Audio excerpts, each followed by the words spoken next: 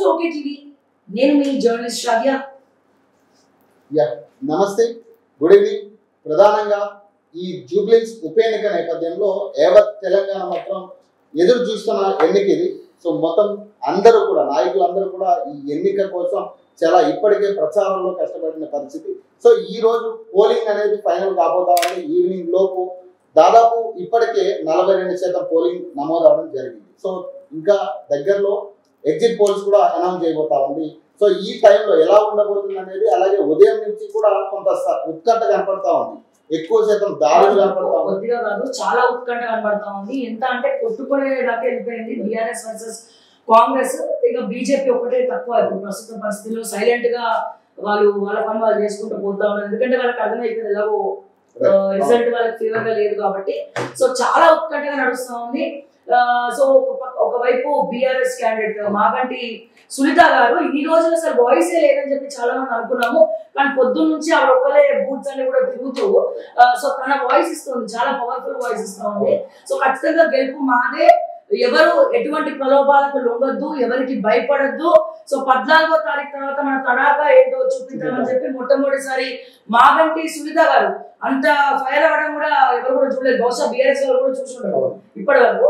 So ఇటువంటి పరిస్థితుల్లో ఒకవైపు రాహుల్ గాంధీ, లైక్ మన ఓకే టీవీలో కూడా చాలాసార్లు చెప్పాము, రాహుల్ గాంధీ గారు మనం ఒక్కొక్కసారి మెచ్చుకున్నాం కూడా.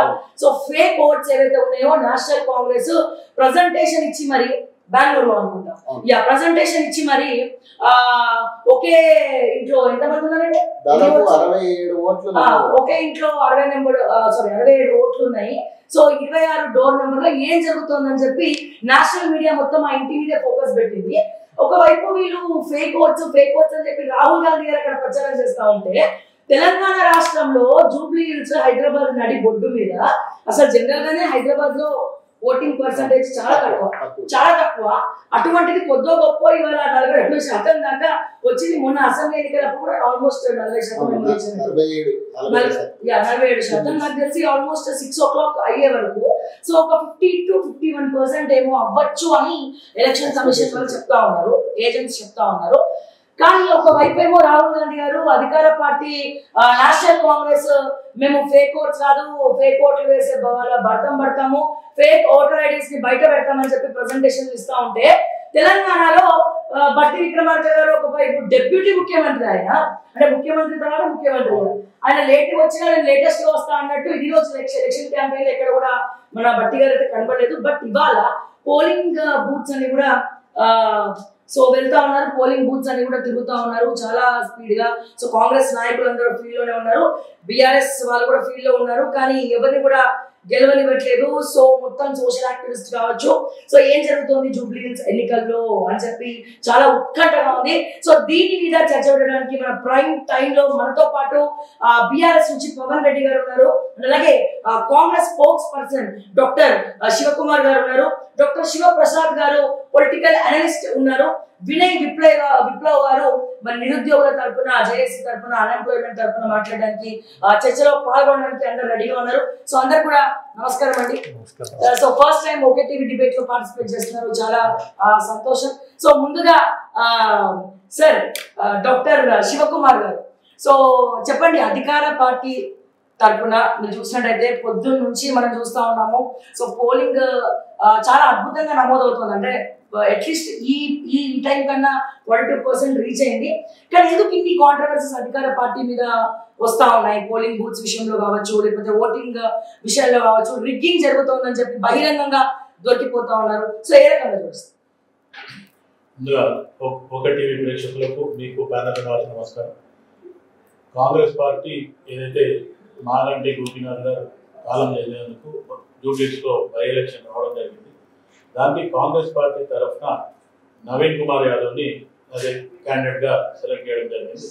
గతంలో నవీన్ ఏదైతే ఎంఐఎం టికెట్ మీద గతంలో పోటీ చేయడం జరిగింది. అప్పుడు ఆయనకు ఒక 40,000 చిల్లర ఓట్లు రావడం జరిగింది. దాని తర్వాత నెక్స్ట్ ఎలక్షన్లో 2018 అనుకుంటా, ఆ ఎలక్షన్లో ఆయన ఏదైతే ఎంఐఎం టికెట్ రావాలనుకున్నప్పుడు ఇదే బీఆర్ఎస్ వాళ్ళు అసదుద్దీన్ ఓవైసీతోని కాకామామ చాచాలాగా ఉండే కాబట్టి ఆయనకు టికెట్ రాకుండా చేసిండ్రు అనే రకంగా నవీన్ కుమార్ యాదవ్ చెప్పడం జరిగింది. దాని తర్వాత ఆయన ఇండిపెండెంట్ చేయడం జరిగింది. ఒక 18,000 చేంజ్ నెక్స్ట్ టైం రావడం జరిగింది. ఇండిపెండెంట్ ఉన్నాం.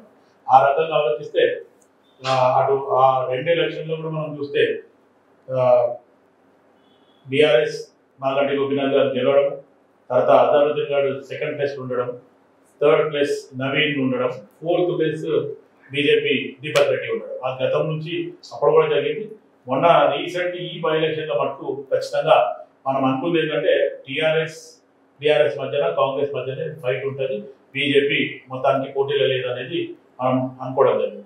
అవన్నీ పోతూ ఉంటే కూడా ఈరోజు నవీన్ కుమార్ యాదవ్ ఎవరైతే కాంగ్రెస్ పార్టీ టికెట్ మీద ఇప్పుడు కాంగ్రెస్ పార్టీ క్యాండిడేట్గా ఈరోజు జరుగుతున్న ఎలక్షన్లో నిలబడడం జరిగింది. ఆయన మాగంటి గోపీనాథ్ మీద ముందే ఒక పిటిషన్ వేయడం జరిగింది, కోర్టులో ఒక కేసు వేయడం జరిగింది.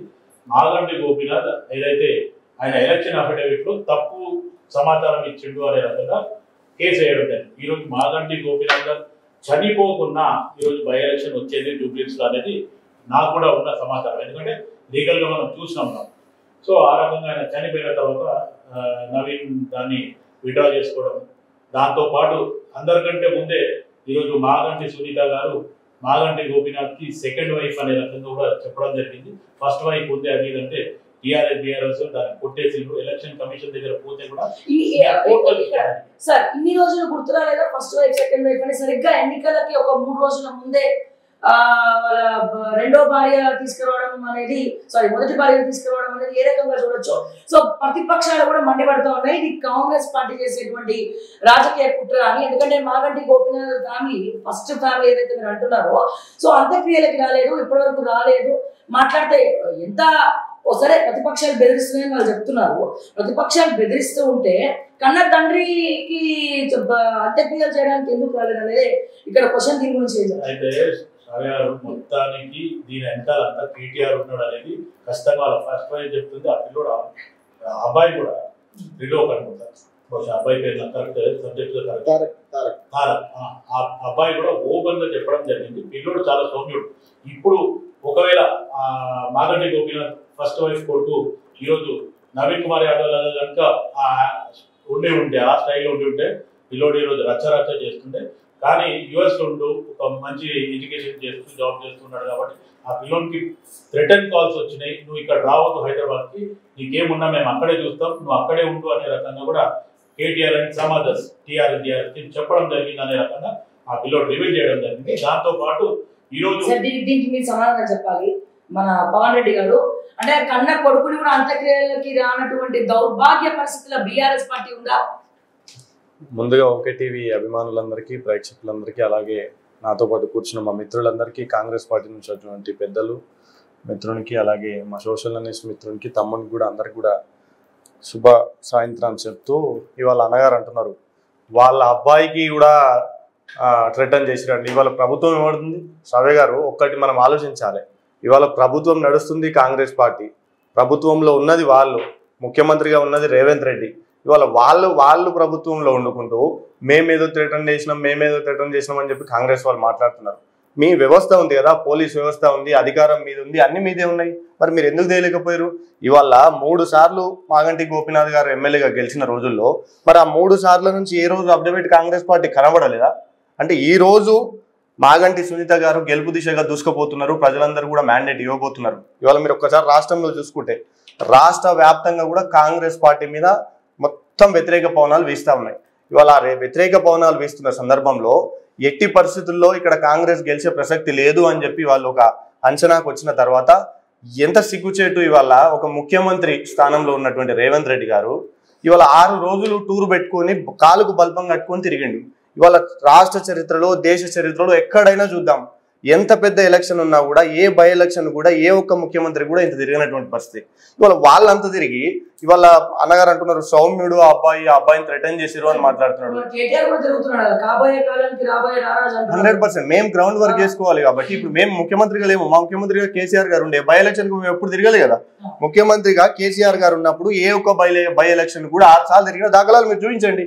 ఏ ముఖ్యమంత్రి తిరిగి, సరే కేసీఆర్ గారిని పక్కన పెట్టండి, ఏ ముఖ్యమంత్రి తిరిగిరు? రాజశేఖర రెడ్డి గారు తిరిగిరా, కిరణ్ కుమార్ రెడ్డి గారు తిరిగిరా, రోషయ్య గారు తిరిగిరా, చంద్రబాబు నాయుడు గారి దగ్గర చాలా ఉప ఎన్నికలు అయినాయి, చాలా బై ఎలక్షన్లు అయి, దీనికన్నా ధీటుగా అయినాయి, అన్నీ అయినాయి. ఎక్కడ కూడా ఏ ముఖ్యమంత్రి కూడా తిరగలే. అంటే ఇవాళ కాంగ్రెస్ పార్టీకి తెలంగాణ రాష్ట్రంలో వ్యతిరేక పవనాలు వీస్తున్నాయి కనుక ముఖ్యమంత్రి గారికి భయం వేస్తా ఉన్నది. ఇవాళ మీరు చూస్తున్నారు, ఎక్కడ చూసినా రిగ్గింగ్, ఎక్కడ చూసినా రిగ్గింగ్. ఏ బూత్కు వెళ్ళినా కూడా రిగ్గింగ్ చేసే ప్రయత్నాలు చేస్తా ఉన్నారు. బహుశా ఇంకో అర్ధగంటను 40 నిమిషాలు టైం ఉన్నట్టున్నది. నేను ఇప్పుడు అటు నుంచి వస్తా ఉన్నా, కాంగ్రెస్ నాయకులు గుండాల మాదిరిగా అక్కడ వివరిస్తా ఉన్నారు. ఒక ఆడపిల్లలు, మా కార్పొరేటర్లు హేమ శ్యామల అని మా కార్పొరేటర్లు, ఒక 2-3 కార్పొరేటర్లు అక్కడికి వెళ్ళి పరీక్షిస్తా ఉంటే నువ్వు నాన్ లోకల్ అని చెప్పి మాట్లాడుతున్నారు. మరి వాళ్ళ గుండాలను మొత్తం ఒక 200 మందిని తిప్పుకొని మీ పోలింగ్ బూత్ లో చుట్టూ పెట్టుకున్నారు. మరి ఆ గుండాలు ఎక్కడికి నుంచి వచ్చారు? వాళ్ళు లోకల్సా? ఇవాళ మీకు అంత భయం ఎందుకు అవుతున్నది? పోలీస్ వ్యవస్థ మీ చేతిలో ఉన్నది, అధికారులు మీ చేతుల్లో ఉన్నారు. ఇవాళ మేము రిగ్గింగ్ అని పోయి అక్కడ ఆపడానికి పోతే మా మీద లాఠీ చార్జ్ చేస్తున్నారు ఈ పోలీసులు. ఎక్కడ కూడా ఇదే ప్రశ్న మనం కాంగ్రెస్ నాయకులను అడుగుతా ఉంటే, పూర్వంలో ఎప్పుడు బీఆర్ఎస్ అధికార పార్టీ ఎప్పుడు ఆడబిడ్డలను అవమానించలేదా? ఒక విషయం శ్రావ్య గారు, మీకు గుర్తుందో నేను ఒక చిన్న విషయం చెప్తా, మీకు గుర్తుందో లేదో, మేము అధికార పక్షంలో ఉన్నప్పుడు దుబ్బాక ఎలక్షన్ అయింది, ఉప ఎన్నిక జరిగింది.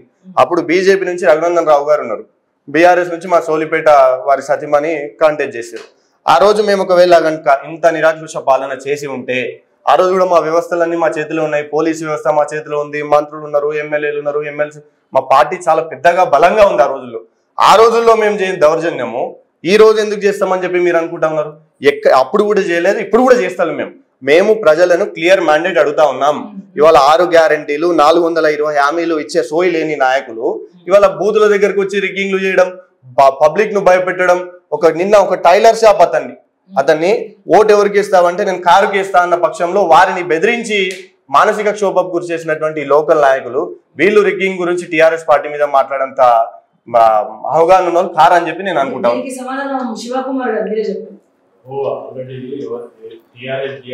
చేసిన 10 సంవత్సరాల విధ్వంసాలంట మన కళ్ళెదురుగానే ఉంది.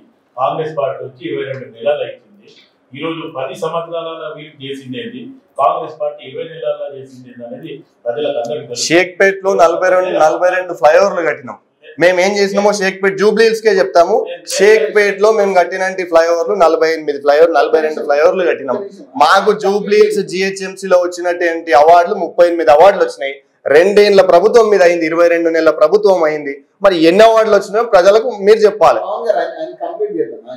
ఏమంటే అవార్డులు వచ్చినాయి, దాంతో పాటు మీకు రివార్డులు కూడా వచ్చినాయి. ఏ రకంగా వచ్చినాయి అనేది జనాలకు అందరికీ తెలుసు. ఈరోజు ఏ స్కీమ్ పెట్టినా ఈరోజు కమిషన్లతోనే ముడిపడి స్కీమ్ పెట్టింది. ఈరోజు ప్రజల పైన ఒక్కొక్కరు తలా పైన 1,50,000 రూపాయలు అప్పు చేసిపోయింది తెలంగాణ రాష్ట్రం వచ్చిన తర్వాత కేసీఆర్ అండ్ కుటుంబమే. ఎందుకంటే గతంలో మిగులు బడ్జెట్ రాష్ట్రం ఉన్న ప్రభుత్వం ఏదైతే తెలంగాణ రాష్ట్రాన్ని ఈరోజు మీరు అప్పుల రాష్ట్రం చేసిపోయిన ప్రతి దగ్గర చూస్తే కాంగ్రెస్ పార్టీ అధికారంలోకి వచ్చిన తర్వాత ప్రతి శాఖలో రివ్యూ మీటింగ్ పెట్టి ప్రజలకు ఓపెన్ గా చెప్పడం జరిగింది. 6 గ్యారెంటీలు మేము ఫుల్ఫిల్ చేయకపోవడానికి కారణం ఈరోజు బీఆర్ఎస్ దోపిడుతుందలా దోచుకోపోయినారనే రకంగానే. దాంతో పాటు ఈరోజు ఏదైతే 6 గ్యారెంటీలలో 200 యూనిట్స్ ఉంది free current below poverty line కి, దాని తర్వాత 500 రూపీస్ కి గ్యాస్ ఉంది, సన్న బియ్యం ఇవ్వడం జరుగుతుంది, తర్వాత ఫ్రీ బస్ ఉంది. మీరు జనరల్ గా బీఆర్ఎస్ చేసే పబ్లిసిటీ ఒకటే, తులం బంగారం ఒకటి 2,500 రూపాయలు మహిళలకు ఇచ్చేది. అది ఖచ్చితంగా నేను కూడా ఒప్పుకుంటున్నాను. కాంగ్రెస్ పార్టీ ఇప్పుడు ఇవ్వాలి మేనిఫెస్టోలో పెట్టేది. కానీ నెక్స్ట్ ఒక రకంగా ఈ బై ఎలక్షన్ అనేది పక్కన పోయిన తర్వాత నెక్స్ట్ ఇంకా 3 years కాంగ్రెస్ పార్టీ అధికారంలో ఉంటుంది. 3 years 2 months మీ నాయకులు కూడా ఒక క్లారిటీ చేస్తా ఉన్నారు కదా. ఇప్పుడు ఉన్న పరిస్థితులు అసలు జీతాలు ఇవ్వలేని పరిస్థితులు ఉన్నాం, ఎవరికి వాళ్ళ పథకాలని కాడికి మీ ముఖ్యమంత్రి కూడా చెప్తా ఉన్నారు కదా. పవన్ మీరు అన్నమాట వాస్తవం. ముఖ్యమంత్రి రేవంత్ రెడ్డి గారు రాష్ట్ర బడ్జెట్ ఇంతే ఉంది, గతంలో దీంట్లోకి 6,000 చిల్లర కోట్లే అప్పు కడుతున్నాము, మిగిలినది జీతాలకు పోతున్నాయి, మిగతా ఇంకా ఒక సంసారం నడిపితే ఒకరోజు గ్యాస్, ఒకరోజు జనరల్ ఐటమ్, ఒక నెల ఇట్లా ఏదైతే సర్దుకోపోతున్నానో నేను ఆ రకంగానే పోతున్నా అనేది స్టేట్ మీడియాలో నేషనల్ మీడియాలో కూడా రేవంత్ రెడ్డి గారు ఓపెన్ గా చెప్పడం జరిగింది. ఇక్కడ దాచిపెట్టడం అనేది మిగులు బడ్జెట్ రాష్ట్రాన్ని అప్పుల రాష్ట్రం చేసింది వారు. అది ఒకసారి జనాలకు అందరికి ఈ రోజు అర్థమైంది.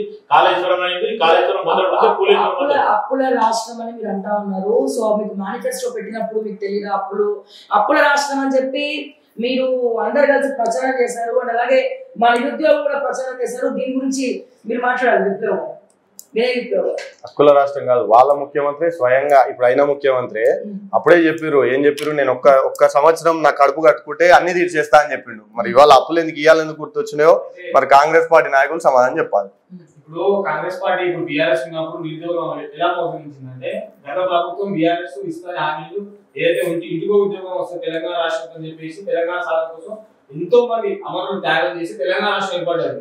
కేసీఆర్ కుటుంబమో లేకపోతే రేవంత్ రెడ్డి కుటుంబం వేసారు. అదే ఓన్లీ తెలంగాణ రాష్ట్రం 1200 మంది అమరవీరులు ప్రాణత్యాగం వల్ల తెలంగాణ రాష్ట్రం ఏర్పడ్డారు. ఈ రోజు ఆ త్యాగాన్ని స్మరిస్తూ వాళ్ళ త్యాగాలను ముందుకు తీసుకెళ్లకుండా ఈ రోజు ఎవరికి నచ్చినట్టు వాళ్ళు రాష్ట్రానికి ద్రోహం చేసిన నాయకులు సీట్లలో కూర్చొని మంత్రులుగా, ఎమ్మెల్యేలుగా, మినిస్టర్స్ గా కూర్చుంటే రాష్ట్రానికి ఏదైనా జరుగుతుంది మేడం. ఈ రోజు నిరుద్యోగులను గత ప్రభుత్వం మోసం చేసిందంటే నిరుద్యోగుల పక్షాన ఈ రోజు మేము కొట్లాడుతున్నాం అని చెప్పేసి రేవంత్ రెడ్డి గారు, రాహుల్ గాంధీ గారు అశోక్ నగర్ లైబ్రరీకి వచ్చి మరి చెప్పారు. ఈ రోజు చూసుకుంటే వాళ్ళు ఇచ్చిన హామీ ఏంటి? 40 లక్షల మంది నిరుద్యోగులకు నేను న్యాయం చేస్తా, మీ ఇంటికి ఉద్యోగం అన్నారు కదా, నేను అన్ని నోటిఫికేషన్ వేసేస్తా వచ్చిన 100 రోజులు అని చెప్పేసి చేసిన అని చెప్పేసి మాట ఇచ్చిరు. ఆ హామీ మీద నిలబడి అందరం కట్టుబడి చాలా వరకు కాంగ్రెస్ పార్టీ ఊళ్ళకి వెళ్ళి అశోక్ నగర్, గిరిజనాలు చెల్లేసి ప్రతి ఒక్కరు కాంగ్రెస్ పార్టీ పోటేసి జాబ్ వస్తుంది అని చెప్పేసి ఇష్టం లేని వాళ్ళు మా ఫ్యామిలీస్ కూడా కాంగ్రెస్ పార్టీ పోటేపిస్తాం. ఈ రోజు ఏం చేసింది? కేసీఆర్ మేడం అంటే మీరు తలకాయ అడ్డంగా నడిపించిన పరిస్థితి తీసుకొచ్చింది కదా నిరుద్యోగులు. ఎవరికైతే మేము ఊర్లో ప్రచారం చేసినా వాళ్ళనే ఈ రోజు మేము ఊరుకోలేని పరిస్థితి చేసింది కాంగ్రెస్ పార్టీ. ఇప్పుడు కూడా ఇంకా ప్రచారం చేస్తున్నాం. అవును, దేనికోసం ప్రచారం చేస్తున్నాం ఈ రోజు అంటే మిమ్మల్ని అడగడం కాదు, మేము ఎమ్మెల్యేలుగా మేము పోయి మేము సాధించుకోవాలనే ఉద్దేశంతో ఈ రోజు మేము జూబ్లీస్ బై ఎలక్షన్ లో మేము నిలబడ్డాం స్వతంత్ర అభ్యర్థులుగా.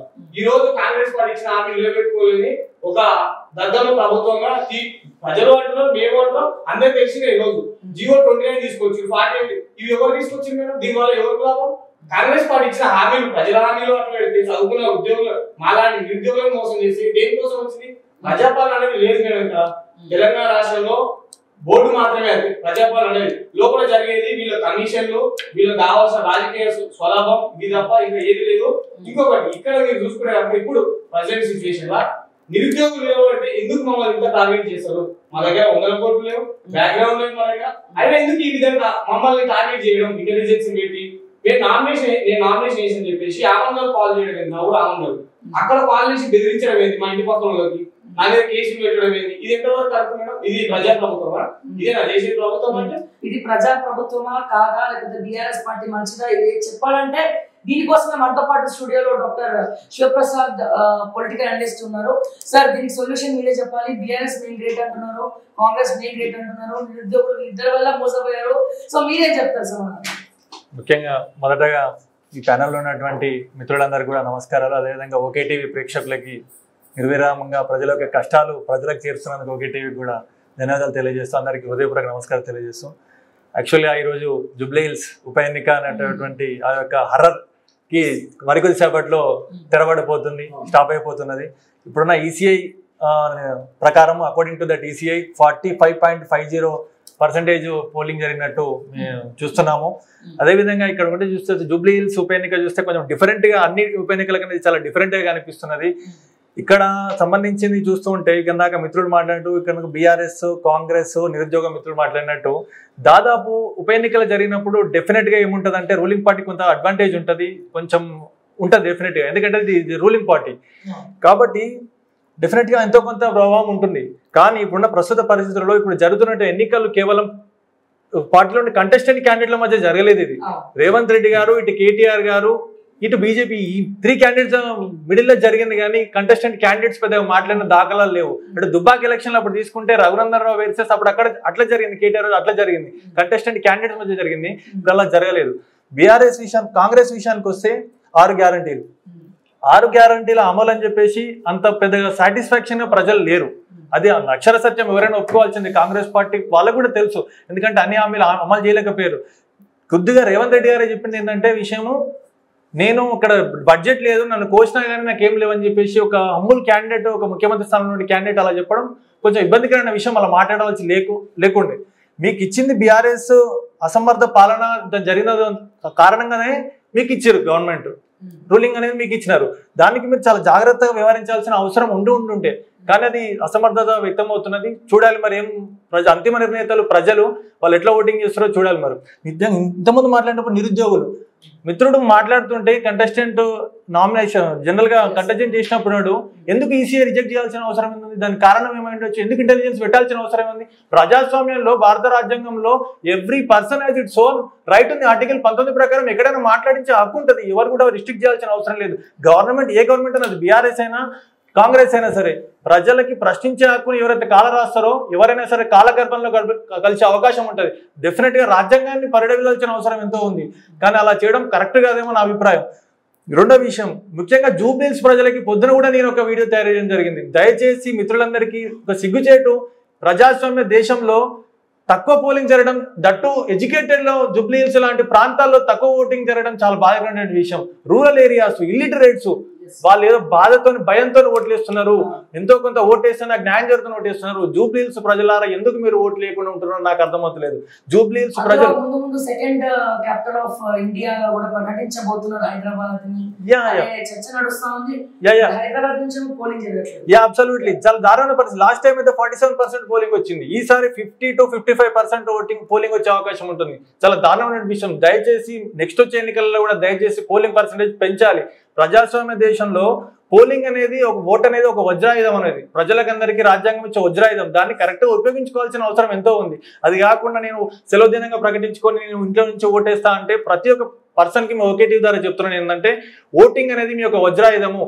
దాన్ని డెఫినెట్గా మీరు విలువైన సమయంలో విలువైన ఓటేసి మీకు నచ్చలేదు, క్యాండిడేట్ నచ్చలేదు, నోటా అని ఆయుధం ఇచ్చింది కదా, నోటా వేసుకోండి. మీరు నిజంగా సెలవు దినం అనుకోకుండా మీరు ప్రజలందరూ కూడా అక్కడికి వెళ్ళి ఓటేస్తే మీకు ప్రశ్నించే అధికారం ఎన్నుకునే నాయకునికి ఉంటుంది. లేకుంటే డెఫినెట్ గా ఏ నాయకుని కూడా నువ్వు ఓటు వేయకపోతే నీకు ప్రశ్నించే హక్కు అధికారం ఉండదని చెప్పేసి ఈ ఒకే ద్వారా నేను చెప్పదలుచుకున్నాను. ఎగ్జాక్ట్లీ, థ్యాంక్ యూ అండి. అండ్ ఇంకొద్ది సేపట్లో ఎగ్జిట్ పోల్స్ కూడా బయటకు రాబోతున్నాయి. సో ఒకసారి దాని గురించి కూడా మనం చర్చ పెట్టుకున్నాము. సార్ చెప్పండి, పొద్దున్న లేస్తే రాహుల్ గాంధీ గారు vote vote vote fake votes ఉన్నాయని చెప్పి మాట్లాడుతూ ఉంటే, ఇక్కడ అధికార పార్టీ తెలంగాణలో జూబ్లీహిల్స్ లో హైదరాబాద్ నడిబొడ్డున ఎందుకు ఇటువంటి కాంట్రవర్సీస్ వస్తా ఉన్నాయి, రిగ్గింగ్ ఎందుకు జరుగుతా ఉంది, ఒక్కొక్కరు 5-5 ఓట్లు ఎందుకు వేస్తా ఉన్నారు, ఇది ఎంతవరకు కరెక్ట్ అంటారు?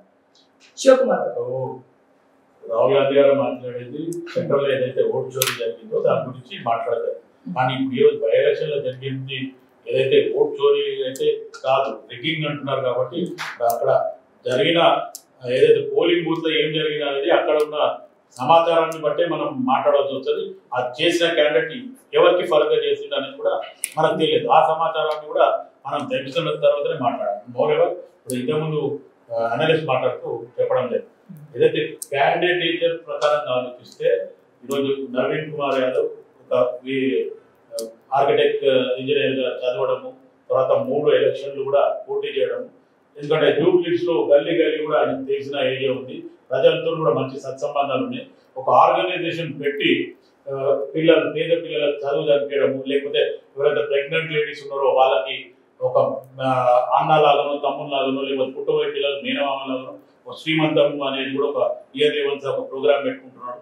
సో September 5th అనుకుంటా నాకు తెలిసి డేట్, ఆ ఫస్ట్ వీక్ లో పెడుతున్నాడు. ఇట్లా ఆ రకంగా ఆలోచిస్తే మొత్తానికి వాళ్ళ ఫాదర్ ఉన్నప్పటి నుంచి కూడా కొన్ని డెవలప్మెంట్స్ చేయడం జరిగింది. ఎందుకంటే గతంలో ఈ జూబ్లీహిల్స్ కాన్స్టిట్యున్సీ ఖైరతాబాద్లో ఉన్నప్పుడు 4 కాన్స్టిట్యున్సీలు ఉన్నప్పుడు పి జనార్దన్ రెడ్డి గారు చేసిన డెవలప్మెంట్ మటుకు ఖచ్చితంగా ఇక్కడ ఉంది. స్లమ్స్ కానీ లేకపోతే ఫిలిం నగర్ కానీ ఇంకా ఈ పరిసర ప్రాంతాలలో నాకు కూడా ఈ ప్రాంతంతో బాగా అనుబంధం ఉంది. ఎందుకంటే ఎల్లారెడ్డి కూడా మా అమ్మమ్మ వాళ్ళ ఇల్లు. సో ఆ రకంగా ఈ మాదాపూర్ ఏదైతే అక్కడ ఉంటాడో మావి కూడా ఇటుకబట్టి లారీ ఉంటే ఆ రకంగా కూడా మా బ్రదర్ చేస్తుండే దండాజ్ అని. ఆ రకంగా నాకు బాగా ఈ లోకల్ ప్రాంతం అంతా తెలుసు. అప్పుడు ఒక ఊరులాగా ఉండేదండి నేను చిన్న ఉన్నాను, కానీ ఇప్పుడు ప్రస్తుతానికి ఇంత పాష్ ఏరియా అయింది. ఈ డెవలప్మెంట్ అంతా మ్యాక్సిమం గా ఇప్పుడు 3 సార్లు గెలిచిన మాగంటి గోపీనాథ్ గారు చేసింది కాదు, పి జనార్దన్ రెడ్డి గారు చేసిన డెవలప్మెంట్ ఎక్కువ ఉంది.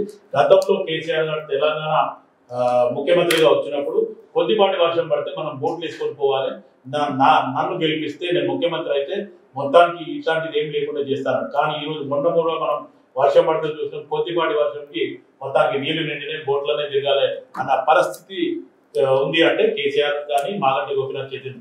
ఇదే కేటీఆర్ బ్యాక్ సైడ్ లో మాగంటి గోపీనాథ్ ఇక్కడ ఉన్న మంచి ప్రైమ్ ల్యాండ్స్ అంతా కూడా బినామీ పేరు మీద ఈ రోజు కూడా సరే 10 సంవత్సరాల్లో ఏమి చేయలేకపోయారు. ఓకే, 2 సంవత్సరాల్లో మీరేం చేశారు అనే దాని మీద ఎందుకు మాట్లాడట్లేదు? ఖచ్చితంగా దాని మీద మాట్లాడలేదు. ఈ రోజు క్యాండిడేట్ వచ్చిన తర్వాత ఏదైతే నవీన్ యాదవ్ వచ్చిన తర్వాత కాంగ్రెస్ పార్టీలో రేవంత్ రెడ్డి గారు చెప్పినందుకు జాయిన్ అయినా అని చెప్పి 2 కోట్ల రూపాయలు ఈ రోజు ఎక్కడెక్కడైతే మెయిన్ డ్రాబ్యాక్ ఉంది, ఎక్కడ ప్రాబ్లం ఉంది అక్కడ ఆ డివిజన్ లోనే ఖర్చు పెడతామని చెప్పి కూడా అనౌన్స్ చేయడం జరిగింది.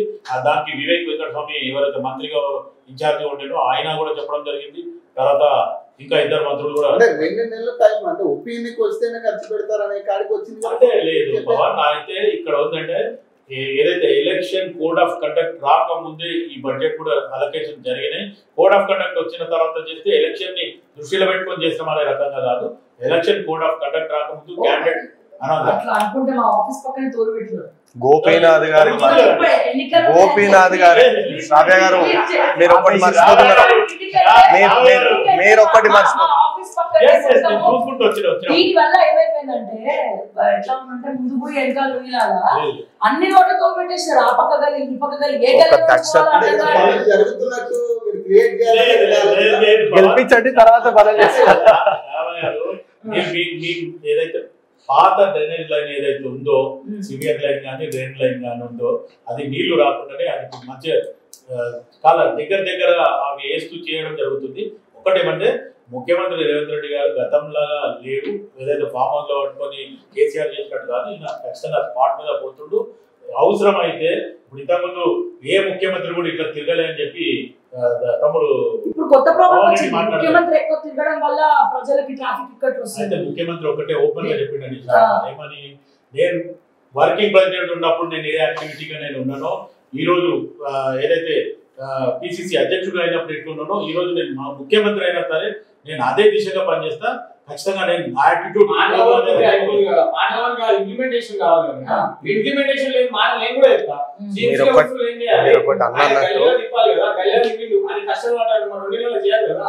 ఈ రోజు చూసుకుంటే పోలింగ్ పోవాలని కూడా భయపడుతున్నారు.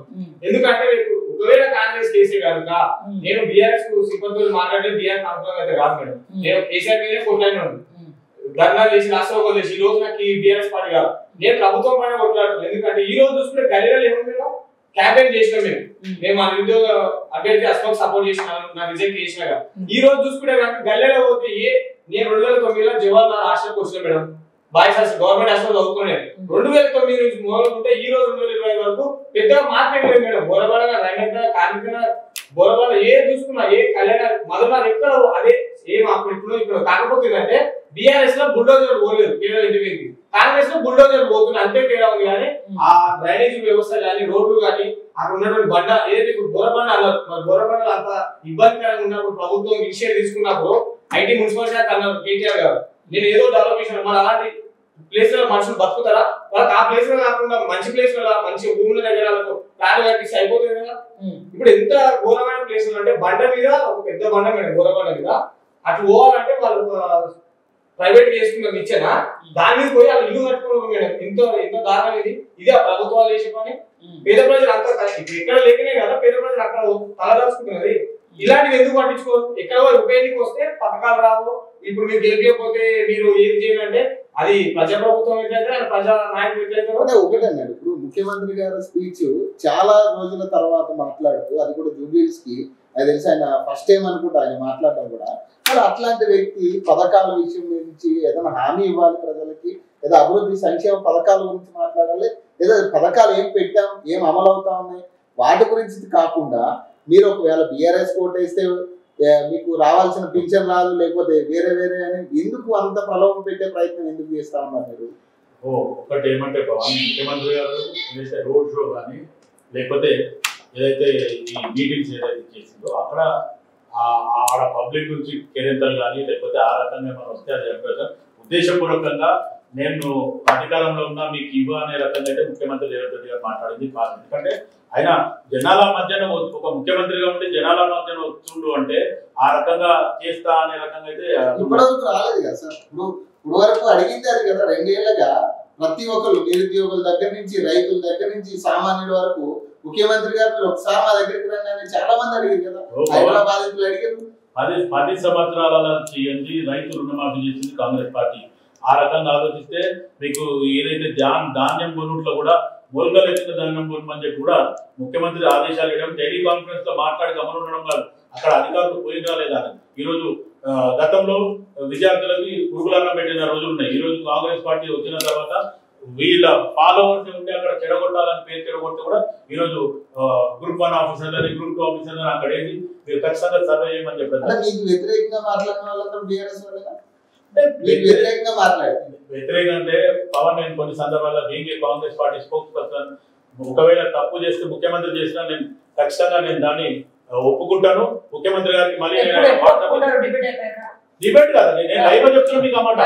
ఎప్పుడైనా సరే ఒకవేళ నిజంగా తప్పు చేస్తుంటే ఇదే ప్రభుత్వం కాదు కదా, రిజెక్షన్ వల్ల పిల్లలు చనిపోయి ఇప్పుడు ఎంత అవసరం పడుతున్నారో దీనికేమంటారు సార్? మరి ఇప్పుడు ఇంకోటి ఇందాక మీరు అన్నారు వీడియో ప్రూఫ్ ఉంటే చూపించమన్నారు. కృష్ణానగర్ లో మహిళలు ఫేక్ ఓట్లు వేయడానికి వెళ్తా ఉంటే పట్టుకున్నారు. సో దీనికి ఏం చెప్తారు? వాళ్ళు కాంగ్రెస్ వాళ్ళని క్లియర్ గా వాళ్ళే చెప్తా ఉన్నారు, మేము చెప్పట్లే. వేసిన వాళ్ళే చెప్తా ఉన్నారు మేము కాంగ్రెస్. దీనికి అధికార పార్టీ ఇచ్చే సమాధానం ఏంటి? మీరు కూడా కమెంట్స్ రూపంలో తెలియజేయాలి. మాట్లాడాలి ఈ రిగ్గింగ్ అంశం మీద. కాంగ్రెస్ పార్టీ 20,000 ఓట్లు ఆల్రెడీ పెట్టుకున్నారు రిగ్గింగ్ అని చెప్పి ముందే వెళ్ళి కంప్లైంట్ చేయడం జరిగింది. మరి ఎందుకు ఈసీ ఇప్పుడు దాకా ఎందుకు మీద మాట్లాడట్లేదు, ఎందుకు స్పందించట్లేదు? అంటే ఈ రోజు కూడా ఉదయం నుంచి ప్రతి చోట రిగ్గింగ్ జరుగుతున్న ప్రతి వీడియో బయటకు వస్తా ఉంది, కానీ ఇప్పటికీ ఈసీ అఫీషియల్ ఎందుకు రియాక్ట్ అవ్వట్లేదు? అవన్నీ మీరు అన్నట్టు ఒకవేళ 20,000 నోట్స్ మేము మార్జిన్ పెట్టుకొని ఓట్లు వేపిస్తున్నామంటే ఈ ఇంత హంగామా ఆర్భటం చేయాల్సిన అవసరం లేదు. కాంగ్రెస్ పార్టీ అధికారంలో ఉంది. బై ఎలక్షన్ లో కొన్ని మార్పులు చేర్పులు ఉంటాయి. కాంగ్రెస్ ఏ పార్టీ అధికారంలో ఉంటే ఆ పార్టీ కొంచెం రెడ్ ఉంటుంది అంతేగాని మీరు కంట్రోల్మెంట్ తీసుకోండి.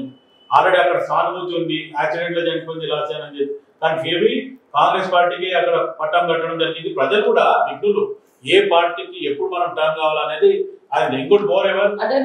ఎలా ఉందంటే అంటే బీఆర్ఎస్ పార్టీయే బీజేపీ పార్టీయే ఒక ఫేక్ మహిళల్ని ఫేక్ ఓటర్ ఐడీస్ ని సృష్టించి కావాలని దొరికిపోయేలాగా చేసి కావాలనే కాంగ్రెస్ పార్టీ పేరు చెప్పమని డబ్బులు ఇచ్చినట్టు చెప్తా ఇంకొక పాయింట్ గతంలో ఏదైతే మన మూసి పక్కన అందరినీ ఖాళీ చేపిస్తున్న క్రమంలో ఇదే బీఆర్ఎస్ పార్టీ 2,000 రూపాయలు ఇచ్చి మధ్యలో పంపించి మీరు దాన్ని డిస్టర్బ్ చేయండి అనే రకంగా కూడా వాళ్ళు చెప్పడం జరిగింది. దానికి మనం ఏం ఆలోచించింది కాంగ్రెస్ పార్టీ, వీళ్ళు ఎవరు అనేది కూడా పసిగట్టి బీఆర్ఎస్ వాళ్ళే ఈవెన్ కేటీఆర్ ఫింగరింగ్ చేసిన మధ్యలో అక్కడ పోయి డిస్టర్బ్ చేసినారు. కానీ కాంగ్రెస్ పార్టీ ఇక్కడ దగ్గర నుండి డీసీఎం పెట్టి వాళ్ళని తీసుకుపోయి ఏదైతే వాళ్ళకి అలాట్ చేసిందో అలొకేషన్ అధికార పార్టీ పెత్తనం నడుస్తుందా, ప్రతిపక్షాల పెత్తనాలు నడుస్తాయా? అధికారంలో ఏ పార్టీ పెత్తనాలు నడుస్తాయి? మనం ఒక మనిషిని బదనాం చేయాలంటే అధికార పార్టీ ఉండాలని అవసరం లేదు. అధికార పార్టీ చేయదు, opposition party. And more ever నేను ఆల్మోస్ట్ 1983 నుంచి పార్టీలో ఉన్నాను. అంచెలంచెలుగా నేను ఈరోజు కాంగ్రెస్ పార్టీ అధికార ప్రతినిధి. నన్ను పవనే ఎలాబరేట్ చేసేయడం జరిగింది ఫస్ట్ నేను టీవీ ఛానల్ రావడానికి, కానీ ఒక 5-6 years బ్యాక్. కానీ ఈ రోజు నేను ఏ ఛానల్ పోయినా మీరు జస్ట్ డాక్టర్ శివకుమార్ అని కొడితే మీకు అందరికి వస్తుంది, మీరు చూడండి నా వాయిస్ ఎట్లుంటుంది. కానీ ఒక్కటి ఏంటంటే ఈరోజు గతంకి ఇప్పటికి చాలా మార్పులు ఉన్నాయి. 10 సంవత్సరాల రూలింగ్ కి ఈ 22 నెలల రూలింగ్ కి మటుకు ప్రజలలో మార్పులు ఉన్నాయి. ఇట్లా బీలో పోవట్లైన ఇప్పుడు అంత మార్పు ఉంటే ఇంతగానో ఎందుకు కష్టపడతా ఉన్నారు? నిజంగా అంత మార్పు ఉంటే 14 మంది మంత్రులు అడగాల్సిన పని లేదు. డిప్యూటీ ముఖ్యమంత్రి వస్తున్నాడండి. ప్రభుత్వం ఎప్పుడు టేబుల్ కాడ కూర్చునే పరిస్థితి వచ్చింది ఇవాళ. ఒక్కరోజు ఎన్నికల క్యాంపెయిన్ కి రానటువంటి డిప్యూటీ ముఖ్యమంత్రి గారు నేను లేట్ గా వచ్చిన లేటెస్ట్ గా రివ్యూ చేయడానికి వస్తా, నాతో పాటు రివ్యూ ఫేక్ ఓటర్స్ తీసుకొస్తా అన్నారు. వచ్చినట్టు అనిపిస్తుంది. మేమనట్లేదు, మళ్ళీ మేమంటున్నా మళ్ళీ మీ అధికార పబ్లిక్ వాయిస్ చెప్తున్నారనేది మీరు చెప్తున్నారు. కానీ డిప్యూటీ సీఎం గారు అక్కడ జనరల్ గా ఎందుకు వచ్చారు అనేది తెలియదు. ఇప్పటివరకు మీరే అంటున్నారు డిప్యూటీ సీఎం గారికి జూబ్లీ హిల్స్ లో ఓటు ఉందా? నాన్ లోకల్స్ రావద్దని చెప్పి కాంగ్రెస్ నాయకులు బీఆర్ఎస్ వాళ్ళ మీద, బీజేపీ వాళ్ళ మీద, ఇండిపెండెంట్ల మీద దాడి చేస్తారు. మరి అలా డిప్యూటీ సీఎం గారికి జూబ్లీ హిల్స్ లో ఓటు ఉందా? 144 సెక్షన్ జరిగేటప్పుడు ఎలక్షన్ నియమావళి పాటించే నాయకులుగా వీళ్ళు ఉన్నప్పుడు, నిబద్ధత ఉన్నప్పుడు, వీళ్ళు ఒక ప్రజలు ఎన్నుకున్న నాయకులే కదా, వీళ్ళు ఒక ప్రజలు ఎన్నుకుంటేనే చట్టసభల్లో అడుగు పెట్టారు కదా. మరి వీళ్ళకి తెలియవా ఎలక్షన్ రూల్స్? ఇవాళ ఎలక్షన్ రూల్స్ ఏం తెలియకుండా ఎలక్షన్ కమిషన్ జేబ్ సంస్థగా చేసుకొని పోలీసు వాళ్ళని భయపెట్టి ఇవాళ శివాజీ రెడ్డి గారిని, డీజీపీ గారిని రేవంత్ రెడ్డి గారు తెచ్చిందే అందుకు కదా. ఇవాళ డిప్యూటీ సీఎం గారు గలీలలో తిరుగుతుంటే సామాన్య పబ్లిక్ ఎవడని తిరిగితే తెల్ల చొక్కేసుకుని తిరిగితే వాని మీద దాడులు చేసిన వాళ్ళు వేరు. ఇవాళ డిప్యూటీ సీఎం గారు అని తిరుగుతారు. జూబ్లీహిల్స్ లో ఓటు ఉందా? ఇవాళ ఏం పని ఉంది? జూబ్లీహిల్స్ లో మీటింగ్ ఉందా? దావత్ ఉందా? ఇవాళ ఏం పని ఉంటుందండి జూబ్లీహిల్స్ లో? సరే డిప్యూటీ సీఎం గారు ఇడిచి పెడదాం, డెవలప్మెంట్ వర్క్స్ కే వచ్చిండు డిప్యూటీ సీఎం గారు. బీర్లా ఐలయ్య ఆయన 7 ఎమ్మెల్యే, నల్గొండ జిల్లా ఎమ్మెల్యే, ప్రభుత్వ విప్పు. మరి ఇవాళ ఆయనకు పోలింగ్ టేబుల్ మీద కూర్చొని ఓట్లు స్లిప్పులు రాసిచ్చే దిగజారు స్థితికి ఇవాళ గవర్నమెంట్ విప్పు దిగజారాడు. రామచంద్ర నాయక్ ఆయన మొన్ననే డిప్యూటీ స్పీకర్ గా చేశారు. ఒకటి డిప్యూటీ స్పీకర్ అనే వ్యక్తి, ఏ వ్యక్తి అన్నా ఒక పోర్ట్ఫోలియో ఒక్కసారి డిప్యూటీ స్పీకర్ అయిన తర్వాత, స్పీకర్ అయినాకైనా డిప్యూటీ స్పీకర్ అయినాక చట్టసభలకు ఒక పెద్ద మనిషిగా వివరించినప్పుడు బయటికి వచ్చి పార్టీ కార్యక్రమాల్లో పాల్గొనే డిప్యూటీ స్పీకర్లను స్పీకర్ ఎక్కడ చూసుంటాం. కానీ వాళ్ళ ఆయననే స్వయంగా ఆయననే రామచంద్ర నాయక్ గారే ఇవాళ వచ్చి ఓటర్లను ప్రలోభ పెడుతూ ఫోన్లు చేస్తూ టేబుల్ కాడ నిలబడి మాట్లాడుతూ ఉన్నాడు. అంటే బహుశా ఎన్నికల కోడ్ ఉంది కాబట్టి వాళ్ళకి ప్రోటోకాల్స్ పనికిరావు అనుకున్నారు. ప్రోటోకాల్స్ వాళ్ళకి ఏం పనికిరావు. ఇవాళ డెఫినెట్ గా ఇవాళ ఏం ఎక్స్ప్లెనేషన్ ఇస్తున్నారు వీళ్ళు? ఇవాళ అది పక్కన పెడదాం. ఇవాళ వీళ్లకు జేబు సంస్థగా ఉన్నటువంటి ఎంఐఎం ఇవాళ కార్వాన్ ఎమ్మెల్యే ఏం చేస్తున్నాడు షేక్పేట్లో? ఇవాళ ఆయన అటు పోయి పోలింగ్ బూత్ ఏజెంట్లు ఉండొద్దు, పోలింగ్ ఉండొద్దు అని చెప్తా ఉన్నాడు. అసదుద్దీన్ ఓవైసీ పోయి బీహార్లోనేమో ఈయన కాంగ్రెస్ పార్టీకి మేము సపోర్ట్ చేయము అని చెప్తాడు. ఈడొచ్చేమో కాంగ్రెస్ పార్టీకి సపోర్ట్ చేస్తాము అని చెప్తాడు. ఆడబోయేం బడాబాయ్ చోటేబాయ్ అంటాడు. ఈడొచ్చేమో ఆ చోటే బాయ్ తోనే మేము సెక్యులర్ పార్టీ అని చెప్పినాం కదా, మేము సెక్యులర్ పార్టీ అని చెప్పినాము. మేము ఇప్పుడు కూడా చెప్తా ఉన్నాం, మాది సెక్యులర్ పార్టీ, మాది సెక్యులర్ పార్టీ. ఈ రోజు కిరణ్ కుమార్ రెడ్డి జమానాలో ఏం జరిగిందనేది మీరు ఒకసారి ఆలోచించండి. ఎందుకంటే కాకా మామ చాచా అని ఫ్రెండ్లీ పార్టీ అని కేసీఆర్ దగ్గర పెట్టుకుని అన్నకి ఇవాళ తెలియకపోవచ్చు. ఇవాళ షబీర్ అలీ గారు ఉన్నారు, వాళ్ళ కాంగ్రెస్ పార్టీలో ఎంత సీనియర్ వ్యక్తి ఆయనకు తెలుసు.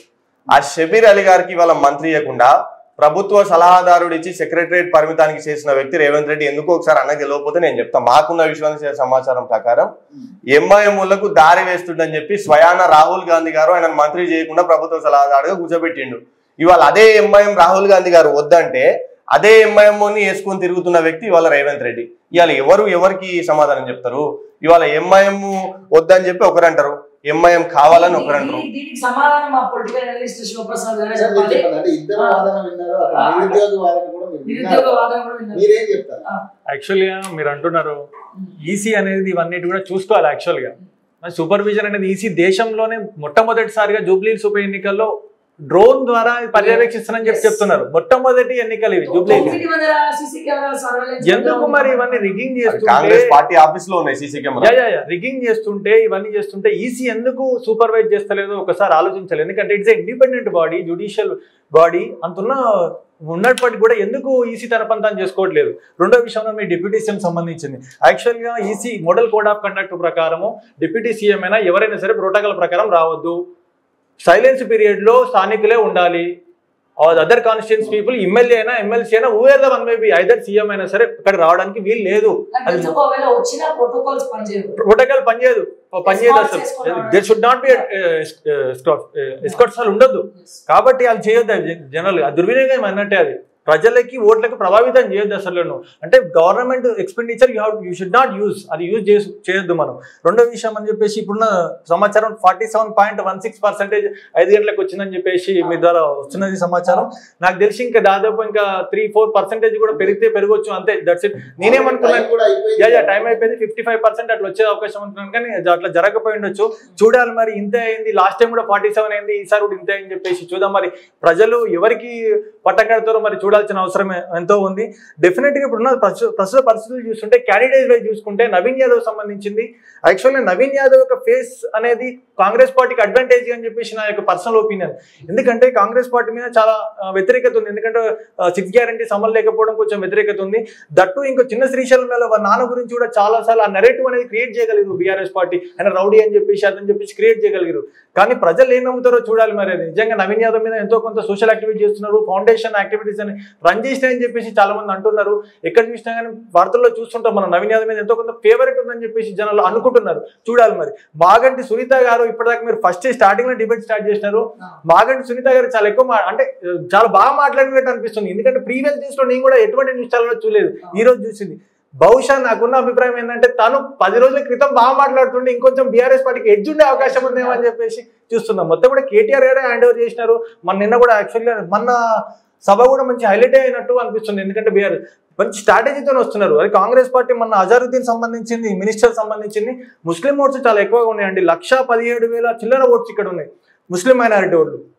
క్రిస్టియన్ మైనారిటీ ఓట్లు వచ్చేసి 20,000 అబౌవ్ ఉన్నాయి. మెయిన్గా దీస్ టూ ఆర్ డిసైడింగ్ అని చెప్పేసి 2 పార్టీలు బాగా నమ్మినాయి. కాంగ్రెస్ అండ్ బీఆర్ఎస్ 2 పార్టీలు నమ్మినాయి. చూడాలి మరి ఆ ఓట్ బ్యాంక్ కాంగ్రెస్ కి వెళ్తుందా లేకపోతే బీఆర్ఎస్ కి వెళ్తుందా. మైనారిటీ ఓట్స్ అనేది కీలకం అనిపిస్తా ఉంది. సో మీ అనాలిసిస్ ప్రకారము ఎంఐఎం ఎవరి వైపు ఎక్కువ చూపినట్టు అనిపిస్తుంది? డెఫినెట్ గా మైనారిటీస్ మాత్రం మంత్రి పదవి ఇచ్చినారు కదా అదొకటిను. ప్లస్ మైనారిటీ ఎంతో కొంత కాంగ్రెస్ కి ఎడ్జ్ ఉన్నట్టు నా అభిప్రాయం. ఎందుకంటే కాంగ్రెస్ రూలింగ్ పార్టీ కదా, బీఆర్ఎస్ వచ్చినప్పటికి కూడా ఏం చేయలేదు. సో నవీన్ యాదవ్ స్థానికుడు కొంచెం మంచిగా యూత్ ఫాలోయింగ్ ఉంది, యూత్ క్యాండిడేట్ కదా, ప్రజలు ఏమన్నట్టు ఆలోచిస్తున్నారు. ముఖ్యంగా మనం పొద్దు నుంచి చూస్తున్నాం యూత్ కూడా చాలా మంది ఆసక్తితో ఓట్లు వేస్తున్నారు, youth especially. So there may be the chance Muslim minority ఓట్లు దాదాపు కాంగ్రెస్ కి పడే అవకాశం ఉందని చెప్పేసి నా అభిప్రాయం. డెఫినెట్ గా ఉంటుంది. ఇది జూబ్లీ హిల్స్ ఎన్నిక అంటే హైదరాబాద్ నడిగడ్డ మీద జరుగుతుంది కాబట్టి డెఫినెట్ గా వచ్చే జిహెచ్ఎంసీ ఎన్నికల్లో దీని ప్రభావం 100% ఉంటుంది. డెఫినెట్ గా ఉప ఎన్నిక ప్రభావం అనేది డెఫినెట్ గా నెక్స్ట్ వచ్చే ఎలక్షన్ పైన అది లోకల్ పార్టీస్ మీద పడుతుంది, జిహెచ్ఎంసీ పడుతుంది. ఒకవేళ కాంగ్రెస్ పార్టీ ఇందులో గెలిస్తే నెక్స్ట్ వచ్చే జిహెచ్ఎంసీ ఎన్నికల్లో కొంచెం మంచిగానే ఎంతో కొంత పాజిటివ్ ఒపీనియన్ ఉంటుంది. ఒకవేళ ఓడిపోతే మాత్రం కాంగ్రెస్ పార్టీలో ఉన్నటువంటి ముఖ్యమంత్రి రేవంత్ రెడ్డికి కూడా సీటు కూడా ఎసరొచ్చే అవకాశం ఉంది. ఎందుకంటే ఈ మాట ఎందుకంటారంటే దాదాపు కాంగ్రెస్ పార్టీలో వాక్ స్వాతంత్రం ఎక్కువ ఉందంటారు కదా, అక్కడ ఉన్న మినిస్టర్స్ కూడా చాలా మంది కూడా ఎప్పుడు కుర్చీ లాగదామనే ఉద్దేశంతో చాలా మంది ఉన్నారు. కాబట్టి ఎనీథింగ్ ఎనీమే హ్యాపెన్. కాబట్టి జూబ్లీ హిల్స్ ఉప ఎన్నిక ఫలితాలు అనేది తీవ్ర ఉత్కంఠగా ప్రజలే కాదు ఇటువంటి మినిస్టర్స్ కూడా చూస్తారని చెప్పేసి అనుకుంటున్నారు. జనరల్ గా ఎవరు గెలిచినా గానీ నా అంచనా ప్రకారం మాత్రం 10,000 to 15,000 ఓట్స్ మెజారిటీతోనే వచ్చే అవకాశం ఉంది. నెక్ టు నెక్ ఫైట్ వచ్చే అవకాశం ఉంది తప్ప కానీ అంత ఈజీగా రూలింగ్ పార్టీ కూడా వచ్చే అవకాశం లేదు. ఎందుకంటే ప్రస్తుత పరిస్థితుల్లో చూసుకుంటే ఈ 10 days లో కంప్లీట్ గా నెరేటివ్ అనేది చేంజ్ అయిపోయింది. బీఆర్ఎస్ కూడా అక్కడ షార్ప్గా వెళ్ళిపోయినది, కాంగ్రెస్ కూడా వెళ్తున్నది. నేను ఒకటి గమనించింది ఏంటంటే కాంగ్రెస్ లో మినిస్టర్స్ కూడా చాలా మంది ఎక్కువగా పార్టిసిపేట్ చేయనట్టు నాకు కనిపించినది. చాలా మంది కూడా అట్లా మినిస్టర్స్ పేర్లు వద్దు కానీ చాలా మంది కూడా కనిపించినట్టు అనిపించినది. మరి కారణాలు ఏందో తెలియదు, బట్ అది మాత్రం జరిగినది. బీఆర్ఎస్ లో కేటీఆర్ గారు చాలా అంటే బాగా చేస్తారు. ఇంకోటి బీజేపీ ఇక్కడికి వచ్చేసరికి బండి సంజయ్ కుమార్ తనని 4 రోజుల క్రితం తీసుకొచ్చింది. ఇంకొంచెం 10 రోజుల క్రితం తీసుకొస్తే ఇంకొంచెం కూడా బీజేపీకి ఎక్స్ట్రా బాగా అవకాశం వచ్చే అవకాశం ఉంది. Yes, that is the right point. అది నేను అదే అంచనాకు వస్తున్నా. ఎందుకంటే ఇప్పుడున్న ప్రస్తుత పరిస్థితులలో ఎట్లాగో బీజేపీ అంటే ఇట్లా కంటెస్టెంట్ లో కాకపోయి ఉండొచ్చు, అంటే ట్రయాంగిల్ ఫైట్ జరగకపోయి ఉండొచ్చు. కాబట్టి ఎట్లాగూ కాంగ్రెస్ ఉంది కదా, కాంగ్రెస్ ఎట్లా ప్రధాన శత్రువు కాబట్టి బీజేపీకి లేదు, ఎట్లా బీజేపీ గెలవదు కదా, బీజేపీ ఓట్స్ బీఆర్ఎస్ కి షిఫ్ట్ అయితే కాంగ్రెస్ కు కొంచెం ప్రమాదం అయితే పొంచి ఉన్నట్టు కనిపిస్తున్నది. కాబట్టి ఏం జరుగుతుందో నిజంగా బీజేపీ కార్యకర్తలు ఏం ఆలోచించారో చూడాలి. మరి ఒకవేళ అది జరిగితే మాత్రం ఇబ్బంది అయితే పరిస్థితి అయితే ఉంటుంది. చాలా ఉత్కంఠగా ఉంది. ఈ రోజు ఆల్మోస్ట్ 6 o'clock అయిపోయింది కాబట్టి సో 6 తర్వాత ఎగ్జిట్ పోల్స్ కూడా 6:30 షార్ప్ 6:30కి ఎగ్జిట్ పోల్స్ రిలీజ్ అవుతున్నాయి. సో ఫైనల్ గా మనతో పాటు స్టూడియోలో Congress spokesperson doctor Shivakumar గారు ఉన్నారు, అలాగే నిరుద్యోగుల పక్షాన వినయ్ విప్లవ్ గారు ఉన్నారు, అండ్ అలాగే బీఆర్ఎస్ తరఫున పవన్ రెడ్డి గారు ఉన్నారు. సో ఫైనల్ క్వశ్చన్ వాళ్ళకే ఇద్దాం, గెలుపు ఎవరిది, బీఆర్ఎస్ దా, కాంగ్రెస్ దా, నిరుద్యోగులదా? సో విప్లవ్ గారు కూడా చెప్పాలి ఫైనల్ గా ఇద్దరు మాట్లాడేది. ఇవాళ రాష్ట్రంలో మనం అన్ని పరిస్థితులు ఏవి చూసినా కూడా కాంగ్రెస్ పార్టీకి వ్యతిరేక పవనాలు వీస్తా ఉన్నాయి. ఇవాళ వాళ్ళు దొంగ ఓట్లు వేసి గెలిచే ప్రయత్నంలో ఉన్నారు. ఇప్పుడు నా ఫోన్ కు మెసేజ్ వస్తా ఉన్నది, మహబూబా ఫంక్షన్ హాల్ దగ్గర ఏదైతే క్యాండిడేట్ ఇంటికి దగ్గరలో ఉన్న ఫంక్షన్ హాల్ దగ్గర అక్కడ పోలింగ్ బూత్ ఉంది. అక్కడ బీఆర్ఎస్ వాళ్ళ మీద పోలీసులతో లాఠీ చార్జ్ చేయిస్తా ఉన్నారు. ఇవాళ ఎంత దుర్మార్గమైన పాలన నడుస్తా ఉందంటే ఇవాళ వారి పోలింగ్ బూత్ క్యాండిడేట్ దగ్గర ఉన్న పోలింగ్ బూత్ లో ఇవాళ వాళ్ళు రిగ్గింగ్ చేయడానికి టైం అయిపోవస్తున్నది. మా అంటే ఒక 20 నిమిషాలు ఉన్నది. అప్పటి నుంచి వాళ్ళ టాక్టిక్స్ పనిచేయలే. బీఆర్ఎస్ కార్యకర్తలు ఇవాళ ఒక సైనికుల్లాగా పనిచేశారు ప్రతి బూత్ లో. మా దమ్మేందో ఇవాళ చూపించినాం కాంగ్రెస్ కు. అయినా కూడా ఇవాళ మా మీద లాఠీ చార్జ్ చేయిస్తూ ఇవాళ వాళ్ళు గెలిచే ప్రయత్నం చేస్తా ఉన్నారు. ఇవాళ మాకు పూర్తి విశ్వాసం ఉంది. ప్రజలందరూ పొద్దున్న నుంచి అయిన ఓటింగ్ ఇవాళ చూసుకుంటే కనుక 5 o'clock వరకు 47% ఓటింగ్ అయింది. మేము బహుశా భావిస్తా ఉన్నాం 6 గంటల వరకు 50-52% దాటుతుందని అనుకుంటా ఉన్నాం. 100% మాకు నమ్మకం ఉంది. ఇవాళ మేము ఏ అపార్ట్మెంట్స్కి వెళ్ళిన ఆ ఓటర్స్ అందరు కూడా మాకు పాజిటివ్ గా ఉన్నారు. మీరు చూస్తారు మరికొద్ది సేపట్లో ఎగ్జిట్ పోల్స్ రాబోతా ఉన్నాయి. 100% మేము గెలవబోతా ఉన్నాం. వాళ్ళు అనేక ప్రయత్నాలు చేసిర్రు, దొంగ ఓట్లు వేసి గెలవడానికి ప్రయత్నాలు చేసిర్రు, ప్రజలు మభ్యపెట్టి గెలిచి చేయడానికి ప్రయత్నాలు చేసిర్రు. ఒక్క ఓటుకు 5,000 రూపాయలు ఇచ్చిన దాఖలాలు కూడా మా దగ్గర పూర్తి వీడియోలు ఉన్నాయి. మీకు సబ్మిట్ చేయమంటే కూడా చేస్తాం. అయినా కూడా ఇవాళ పబ్లిక్ ఎవరు కాంగ్రెస్ పార్టీని నమ్మలే. ఇవాళ కాంగ్రెస్ పార్టీ పరిస్థితి బూడిదలో పన్నీర్ లాగా అయింది. ఇవాళ వాడు ఇచ్చినటువంటి హామీలు, వారు ఇచ్చినటువంటి గ్యారంటీలు, అన్నాడు మొత్తం ఫ్రీ కరెంట్ ఇచ్చినామన్నాడు. నేను ఇప్పుడు అన్నకు కావాలంటే మొత్తం కాపీస్ ఇస్తా. ఫ్రీ కరెంట్ వచ్చిన వాళ్ళు తెలంగాణ రాష్ట్రంలో వచ్చినటువంటి వ్యక్తులు ఓన్లీ 47% మంది. ఇంకా మిగతా 53% మంది పాపం చేసిరా కాంగ్రెస్ కు. అంటే ఓటు ఏనందుకు ఇవ్వరా? ఇవాళ అన్న ఇంకో మాట అన్నాడు, రేవంత్ రెడ్డి జోష్ లో వచ్చి అని ఉండొచ్చు అంటాడు. రేవంత్ రెడ్డి ఏమన్నా వార్డు మెంబరా? ఇవాళ జోష్ లో వచ్చి ఒక ముఖ్యమంత్రి, ఒక పెద్ద నాయకుడు, రాష్ట్రంలో ప్రజలందరూ ఎన్నుకున్న నాయకుడు, నిరుద్యోగులు, మహిళలు అందరూ కలిసి ఎన్నుకున్నటువంటి నాయకుడు ఇవాళ రేవంత్ రెడ్డి జోష్ లోకి వచ్చి ఎట్లా అంటాడు? రేవంత్ రెడ్డికి బుద్ధి జ్ఞానం ఉండాలి. ఒక ముఖ్యమంత్రి అన్నోనికి, పాలించే దక్షత ఉన్నోనికి ఏం చెప్తున్నాం, ఏం మాట్లాడుతున్నాం అని తెలియదు. జోష్ లోకి వచ్చి అక్కడ పిల్లలను చూసి అన్నాడంటే జోష్ లోకి వచ్చి రేపు పిల్లలు మొత్తం అమ్మేయమంటాడు. అమ్మేస్తాడా? అట్లా కాదు. ఇవాళ ముఖ్యమంత్రి అనే వ్యక్తికి పాలన దక్షత ఉండాలి. ఏం జరుగుతుందో పాలన దక్షత ఉన్నటువంటి వ్యక్తే ముఖ్యమంత్రిగా ఇవాళ సక్సెస్ అయినటువంటి సందర్భాలు ఉన్నాయి. అన్నాడు ఫామ్ హౌస్ లో వండుకునే ముఖ్యమంత్రి కాదన్నాడు. నేను ఇవాళ అడుగుతా ఉన్నా కాంగ్రెస్ పార్టీ నాయకులను కావచ్చు, ఈ వేదికగా ముఖ్యమంత్రి గారిని కూడా అడుగుతా ఉన్నా. ఇవాళ హైడ్రా తెచ్చి ఒకటే క్వశ్చన్ అడుగుతున్నాను, ఎందుకంటే సమయం మనకి ఎక్కువ లేదు. సో ఫామ్ హౌస్ ముఖ్యమంత్రి, ప్రజాపాలన ముఖ్యమంత్రి పక్కన పెడితే మనకు సమయం లేదు మిత్రమా అన్నట్టు మనం కూడా ఫైనల్ డెసిషన్ పోదాం. గెలుపు మీ వైపు ఉంటుందని మీరు అనుకుంటున్నారా? బీఆర్ఎస్ 200%. మీరు 10 నిమిషాలు చూడతారు శ్రావ్య గారు. మీరు మేము చెప్పాల్సిన పని లేదు. 10 నిమిషాలు మీరు ఎగ్జిట్ పోల్ చూడబోతా ఉన్నారు. ఎగ్జిట్ పోల్స్ వస్తున్నాయా? తేడాతో ఉంది. చాణక్య స్ట్రాటజీస్ లో కాంగ్రెస్ మరి రిగ్గింగ్ చేసినందుక మరి ఏంటో తెలియదు. ఒక దాదాపు చాణక్య స్ట్రాటజీస్ ఇప్పటికే బయటకు వచ్చింది. సో ఇండియన్ కాంగ్రెస్ 46% అని చూపిస్తున్నారు ఎగ్జిట్ పోల్. అండ్ బీఆర్ఎస్ వచ్చేసి 43% చూపిస్తుంది. బీజేపీ 6%, అదర్స్ 5% చూపిస్తా ఉన్నారు. అలాగే డివిజన్ వైజ్ కూడా మనం చూసుకున్నట్టయితే Shaikpet 755, Indian Congress 295, BRS 360, BJP 70, others 30. అంటే percentage wise 39%, BRS 48% and BJP 9%. అలాగే రెహమత్ నగర్ చూసినట్టయితే Indian Congress 295, BRS 210, BJP 40, others 45. Indian Congress 50% poll అయింది. అండ్ అలాగే బీఆర్ఎస్ 36%, బీజేపీ 7%. వెంకటరమణ గారు చూసినట్టయితే పర్సంటేజ్ ప్రకారము 49% కాంగ్రెస్ అయితే 45% బీఆర్ఎస్ అండ్ అలాగే అదర్స్ వచ్చేసి 4%. బోరబండ చూసినట్టయితే 39% కాంగ్రెస్, 53% బీఆర్ఎస్, 5% బీజేపీ. ఎర్రగడ్డ చూసినట్టయితే 51% కాంగ్రెస్, బీఆర్ఎస్ 43%, 4% బీజేపీ. అండ్ అట్లాగే 50% ఇక్కడ యూసఫ్ కూడా 50% ఇండియన్ కాంగ్రెస్ అయితే 40% బీఆర్ఎస్ చూపిస్తా ఉంది. అండ్ అలాగే 6% బీజేపీ చూపిస్తా ఉంది. ఫైనల్ గా సోమాజిగూడ డివిజన్ కి వస్తే 46% Indian Congress, 40% BRS, so 4% BJP. So Chanakya studies ప్రకారం 3% మరి ఇక్కడ అంటే ఎగ్జిట్ పోల్స్ మనం పూర్తిగా నమ్మడానికి ఎగ్జాక్ట్ పోల్స్ నమ్మడానికి కూడా చూసుకుంటే చూడండి 3% ఉంది. మరి ఓటింగ్ నిరుద్యోగుల ఓట్లు ఎవరికి పడి ఉంటాయి? అండ్ అలాగే ఇక్కడ ఫైనల్ గా బీఆర్ఎస్ గెలుపు మాదే అంటున్నారు, కాంగ్రెస్ గెలుపు కాంగ్రెస్ ఓడిపోతుంది మేడం. కాంగ్రెస్ పార్టీ ఎందుకంటే నిరుద్యోగులను మోసం చేసింది, ప్రజలను మోసం చేసింది. బీఆర్ఎస్ కూడా మోసం చేసిందని చెప్పారు. బీఆర్ఎస్ మాకు రూలింగ్ కాదు మేడం. మోసం చేసిందంట. మాకు అధికారంలో అధికార పార్టీ జాబ్ కార్డు ఇస్తామని చెప్పి మమ్మల్ని మోసం చేసింది కాబట్టి మేము వేసిన నామినేషన్ రద్దు చేసిన మా క్యాండిడేట్ నిలబెట్టాం కాబట్టి చికెన్ చూపించింది. సో మీరు కూడా అంటే ఆడియన్స్ కూడా కింద మీ కామెంట్ తెలపండి. అంటే ఎగ్జిట్ పోల్స్ కి సంబంధించి మీ అభిప్రాయం ఏంటి ప్రధానంగా? అంటే ఈ ఎగ్జిట్ పోల్స్ అన్ని కూడా దాదాపు 3% తేడాతో కాంగ్రెస్ గెలవబోతుంది అన్నట్టుగా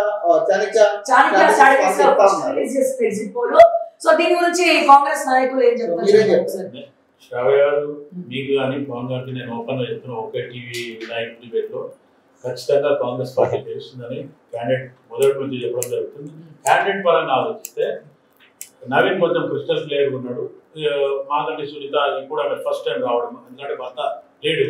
ఇక దీపక్ రెడ్డి పరంగా ఆలోచిస్తే బీజేపీ వాళ్ళు బహుశా ఇంతకుముందు మాట్లాడినట్టు ఎంపీ ఎలక్షన్ లో బీఆర్ఎస్ ఎట్లయితే బీజేపీకి సపోర్ట్ చేసిందో ఇప్పుడు ఇక్కడ జూబ్లీస్ అవసరం అయితే బీజేపీ బీఆర్ఎస్ కి కూడా క్రాస్ ఓటింగ్ చేస్తే కూడా వాళ్ళిద్దరి మధ్యన ఎక్కడ లోపాయ ఒప్పందాలు ఉన్నాయి.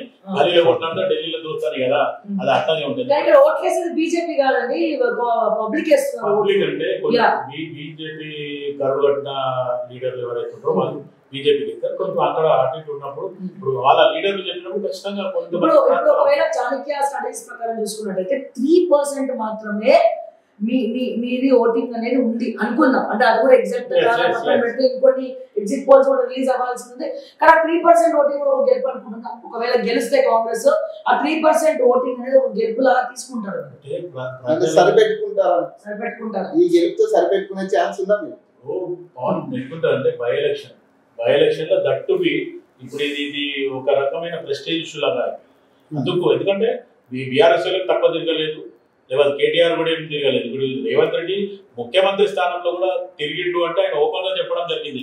నేను ఏదైతే వర్కింగ్ ప్రెసిడెంట్ ఉన్నప్పుడు పీసీసీ అధ్యక్షుడు ఎట్లున్నారో నేను ఈ రోజు కూడా నేను అంతనే స్పోర్టివ్ గా పనిచేస్తా, ఖచ్చితంగా నేను ఏదో వేషజాలం పోను అని చెప్పి ముఖ్యమంత్రి రేవంత్ రెడ్డి గారు చెప్పడం జరిగింది. మంత్రులకు కూడా ఖచ్చితంగా పని చేయండి, మిగతా విషయాలు లేకున్నా పక్కన పెట్టండి అంటే ఓపెన్ గా చెప్పడం జరిగింది. ఈ రోజు కాంగ్రెస్ పార్టీ గెలుపు ఖాయం అనేది అందరిలో ఉన్న మాట.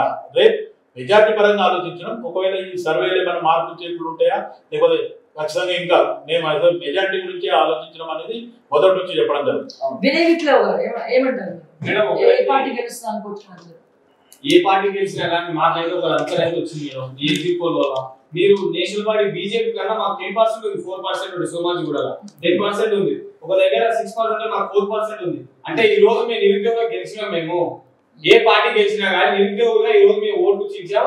గవర్నమెంట్ ప్యాంటీ ఉంది కాబట్టి మాకు ఇంత జనాలు ఇంత రూపాయి వంచకపోయినా, ఈ 3 పార్టీలు వంచినా కానీ మేము రూపాయి వంచకపోయినా మా బాధను అర్థం చేసుకొని ఇంత ఓటు బ్యాంక్ ఇచ్చినటువంటి జూబ్లీ ఫస్ట్ ప్రత్యేకంగా ధన్యవాదాలు తెలుపుతున్నాం మేడం. ఎందుకంటే 10% ఈ రోజు మేము సాధించామంటే ఫస్ట్ మేము ఇక్కడ ప్రభుత్వం లేదు, అపోజిషన్ లేదు ఇక్కడ. ఎందుకంటే రూపాయి వంచకుండా ఓటు సాధించాము, కష్టపడి ప్రచారం చేశారు. కష్టపడి చేసినందుకు ఈ రోజు మాకు ఇచ్చిన జనాలు ఇచ్చారు. దీన్ని మేము నిజంగా చెప్తున్న ఆటలుగా దీంతో ఆగిపోయి మా నిరుద్యోగం చేసి రేపు రూలింగ్ పార్టీలకు దీటుగా ఒక రాజకీయ వేదికగా మాత్రం మేము ఖచ్చితంగా వచ్చే లోకల్ బాడీ ఎలక్షన్ మొదలు పెడితే వచ్చి 28 ఎలక్షన్ వరకు స్థానిక ఎన్నికల వరకు ఖచ్చితంగా మేము నిలబెడతాం. ఈ ప్రభుత్వం నిలబడే వరకు మేము మాత్రం నిద్రపో మేడం. ఒక విషయం మీరు చెప్పండి, ఎందుకంటే ఇదే చాణక్య స్ట్రాటజీస్ మొన్న ఇచ్చిన సర్వేలో మీకు పాజిటివ్ అయింది. సో ఈ రోజు మరి 3% ముందంజలో కాంగ్రెస్ ఉందని చెప్తా ఉంది. అంటే నేను చాణక్య స్ట్రాటజీస్ సర్వే వారిని ఎప్పుడు కూడా కాంగ్రెస్ జేబు సంస్థగానే నమ్ముతాం మేమైతే. మొన్న మరి మాకెందుకు ఇచ్చిరో నేను అదే అంటున్నా. మరి మొన్న మాకెందుకు ఇచ్చిరో మరి వాళ్ళు ఏమన్నా గాబరపడరో తెలియదు. కానీ మరికొద్దిసేపట్లో ప్రామాణికమైన సర్వేలు రాబోతా ఉన్నాయి. మీరు చూస్తారు, కేకే సర్వే రాబోతా ఉంది, ఏబిఎన్ సర్వే రాబోతా ఉంది, TV9 సర్వే రాబోతా ఉంది, NTV సర్వే రాబోతా ఉంది. ఎన్ని సర్వేలు వచ్చినప్పటికీ మాకు మాత్రం గెలుపు ధీమా ఉంది. ఇవాళ సర్వేలే ప్రామాణికం అని నేను ఎప్పుడు కూడా, మేము కూడా చెప్పము, ఎవరు కూడా చెప్పరు. సర్వేలు కొన్నిసార్లు ఎగ్జాక్ట్ సర్వేలు కావచ్చు, కొన్నిసార్లు రాంగ్ సర్వేలు కావచ్చు. Exit polls exact surveys are not అనేది పబ్లిక్ విల్ డిసైడ్. మనం డిసైడ్ చేయలేం కనుక మాకైతే పూర్తి నమ్మకం ఉంది వీఆర్ గోయింగ్ టు విన్ అనేది. ఇప్పుడే మా కౌశిక్ రెడ్డి గారిని వస్తా ఉన్నది సోషల్ మీడియాలో, కౌశిక్ రెడ్డి గారిని గల్లా పట్టుకుని పోలీసు వాళ్ళు కొడతా ఉన్నారని చెప్పి స్క్రోల్ అవుతా ఉన్నది. ఇవాళ నేను అడుగుతా ఉన్నా, ఇవాళ మీరు కౌశిక్ మీ ఎమ్మెల్యేలు అక్కడ న్యూసెన్స్ క్రియేట్ చేస్తుంటే కౌశిక్ రెడ్డి గారు అక్కడికి వచ్చిర్రు. మీ ఎమ్మెల్యేలు న్యూసెన్స్ క్రియేట్ చేస్తే మేము పొద్దు నుంచి అక్కడ మీ ఎమ్మెల్యే లాగా పొద్దు నుంచి టేబుల్ మీద కూర్చొని స్లిప్పులు వంచి సిగ్గు లేకుండా సిగరెట్ తాగకుండా డబ్బులు వంచలే. మేము బరాబర్ మా తెలంగాణ భవన్ లో కూర్చొని ఉన్నాం, మేము బరాబర్ మా వార్ రూమ్ లో కూర్చొని ఉన్నాం. ఇవాళ మీ వ్యక్తులు మీ గుండాలను తెచ్చి ఇక్కడ రిగ్గింగ్ చేస్తా ఉంటే దాన్ని అడ్డుకోవడానికి మా ఎమ్మెల్యేలు అందరూ వచ్చిర్రు. ఇవాళ ప్రజాస్వామ్యమా ఇది, ఇంకేమైనా రౌండ్ ఇట్లా రాజ్యమా? ఇవాళ ఎటుపోతుంది రాష్ట్రం, ఇవాళ ఎటుపోతుంది ఈ పాలన? ఇవాళ పోలీసులను ఏ రాష్ట్రంలోనైనా ఇంత దౌర్భాగ్యమైన ఎలక్షన్ జరిగిందా? ఇవాళ లాఠీ చార్జా పబ్లిక్ మీద చేస్తా ఉన్నారు, ట్రాఫిక్ క్లియర్ కాకపోతే ట్రాఫిక్ మీద చేస్తా ఉన్నారు ఇవాళ పోలీసులు. మన శివాధర్ రెడ్డి గారు మాట్లాడారు, కాకి బుక్ మాత్రమే మాకు ఉంది, ఏ బుక్ లేదని. ఇవాళ శివాధర్ రెడ్డి గారు కనుక నిజంగా నిష్పక్షపాతంగా వారు వివరిస్తే ఇవాళ కాంగ్రెస్ గుండాలను కూడా అరెస్ట్ చేయమనండి, ఎందుకు చేస్తలేరు?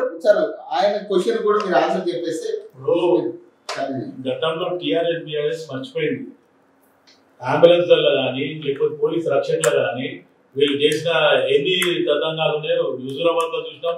అప్పట్లో ఉన్న బై ఎలక్షన్ కానీ 2018 ఎలక్షన్ అయితే డైరెక్ట్ పోలీసులను మొత్తం ఖాళీ పిగ్గు చొక్క వేసుకొని దింపేలాగా పనిచేస్తుంది. అది మర్చిపోయి మాట్లాడితే ఇంకా మనం మేము ఎలక్షన్ లో ఇన్ని తప్పులు చూపిస్తారంటే 2018 ఎదురుగా 300 కోట్లు ఇచ్చి నువ్వు ఎలక్షన్ 6 months బిఫోర్ పెట్టుకొని నేను అరే మాకు ప్రజల మీద నమ్మకం ఉంది, మాకు మ్యాండేట్ ఇస్తారని పోయినాము.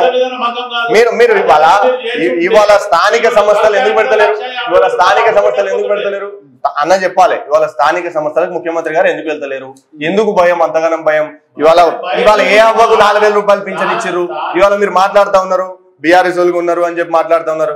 మేము ఏ రోజు కొన్నప్పుడు మరి ఆ రోజు మీరు ఎందుకు ప్రశ్నించలే? ఇవాళ ఎందుకు ప్రశ్నిస్తా ఉన్నారు? ఇవాళ ఎందుకు వస్తా ఉన్నాయి ఈ ఆరోపణలు, ఈ ఆలోచనలు? మీకు ఈరోజు ఏం జరిగింది ఈటల రాజేందర్ మీద? మొత్తానికి అంబులెన్స్ లను కానీ పోలీస్ పెట్రోలింగ్ వ్యాన్లలో కూడా మీరు మద్యం కానీ వాళ్ళ ఎమ్మెల్సీ వాళ్ళ జీవన్ రెడ్డి గారే చెప్పారు, మేము చెప్పడం కాదు. మా పార్టీ నాయకులు ఎవరు చెప్పలే. వాళ్ళ ఎమ్మెల్సీ మాజీ ఎమ్మెల్సీ అయిన ఒకటి జగిత్యాల జీవన్ రెడ్డి గారే చెప్పారు. ఏం చెప్పారు? కాంగ్రెస్ మొత్తం బస్సు పట్టిస్తుండ్రు రేవంత్ రెడ్డి అని చెప్పారు. మేమేం చెప్పలే కదా, మా పార్టీ వాళ్ళు ఏం చెప్పలే కదా. రైతులు పోయి లైన్లో నిలబడి ఎరువులకు నిలబడితే ఆ రైతులను బీఆర్ఎస్ కార్యకర్తలుగా చిత్రీకరించారు. అదే జీవన్ రెడ్డి గారు మీకు ప్రూఫ్లతో సహా వీడియోలతో సహా ఇస్తా. మా పార్టీ జీవన్ రెడ్డి గారు ఇంకా ఫస్ట్ ఎవరు చెప్తే వ్యతిరేకంగా చెప్తే వాళ్ళు ఫ్రస్ట్రేషన్. ముఖ్యమంత్రి గారు తప్పు మాట్లాడితే ఫ్రస్ట్రేషన్, జీవన్ రెడ్డి గారు ఏమని చెప్తే ఫ్రస్ట్రేషన్. అంటే మీకు మంచిగా చెప్పేటోళ్ళు ఇప్పుడు హనుమంతరావు అన్నాడు కదా, హనుమంతరావు కూడా ఫ్రస్ట్రేషన్ అన్నాడా? హనుమంతరావు ఏమన్నాడు?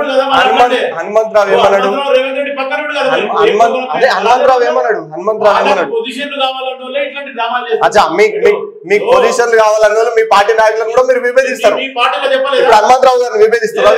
హనుమంతరావు గారిని విభేదిస్తారా?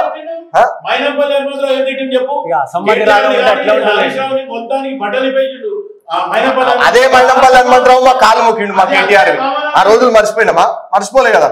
అదే హనుమంతరావు మా కేటీఆర్ గారు కాలు మొక్కిండు, అయ్యా నీ బాంచనని. మరి ఆ రోజు ఎటుపోయినాయి?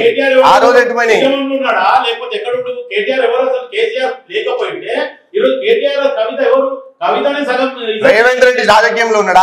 మేనమామ జైపాల్ యాదవ్ గారు భిక్షతో రాజకీయంలోకి వచ్చిండు. కేటీఆర్ గారు కూడా వాళ్ళ తండ్రి వల్ల వచ్చిండు, కానీ మామల వల్ల రాలే. ఇవాళ రేవంత్ రెడ్డి గారు వాళ్ళ మామ వల్ల వచ్చిండు. రేవంత్ రెడ్డి ఆల్రెడీ కేసీఆర్ ఫ్యామిలీకి పెట్రోల్ ఓపించిన ఓపెన్ గా చెప్పి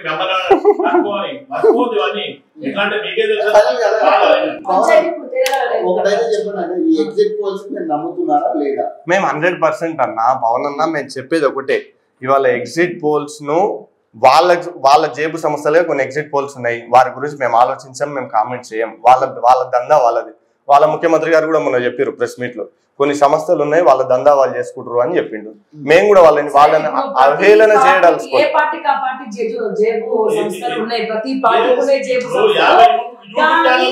ఎటువంటి జేబు సంస్థ లేకుండా ఇంకొక 2 రోజులు ఆగితే అసలు రిజల్ట్ బయటపడబోతుంది. ఎవరికి పబ్లిక్ పట్టం కట్టబోతున్నారో ఒక 2 రోజులు ఆగితే అన్ని విషయాలు బయటకు వస్తాయి. మీరు చెప్పండి, ఎగ్జిట్ పోల్స్ అన్ని కూడా సడన్గా కాంగ్రెస్ వైపు మబ్బు చూపే పరిస్థితి కనపడతా ఉంది. మొన్నటిదాకా కొన్ని ఎగ్జిట్ పోల్స్ అటు ఇటుగా, కొన్ని సర్వేస్ అటు ఇటుగా ఉన్నా కూడా కొన్ని కాంగ్రెస్ కి సపోర్ట్, కొన్ని బీఆర్ఎస్ సపోర్ట్ గా వచ్చినాయి. ఈ రోజు ఎగ్జిట్ పోల్ ఫ్యానికే ఎగ్జిట్ పోల్ మొన్న బీఆర్ఎస్ కి సపోర్ట్ ఇచ్చింది. ఈ రోజు అదే ఎగ్జిట్ పోల్ సేమ్ ఇప్పుడు కాంగ్రెస్ కి సపోర్ట్ గా ఉంది. కాంగ్రెస్ 3%తో గెలవబోతుంది. మీరేం చెప్తారు? నేను ఇందాక అన్నట్టు చాలా చిన్న ఏజ్తో ఎవరైనా గెలుస్తారని నేను చెప్పిన 3% 8% ఉండొచ్చు. మీరు ఒక మాట అని చెప్పినారు ఏంటంటే ఇందాక సంబంధించిన చాణక్య సర్వే అప్పుడు బీఆర్ఎస్ కి ఇచ్చింది ఎడ్జ్, ఇప్పుడు కాంగ్రెస్ కి ఇచ్చినట్టు.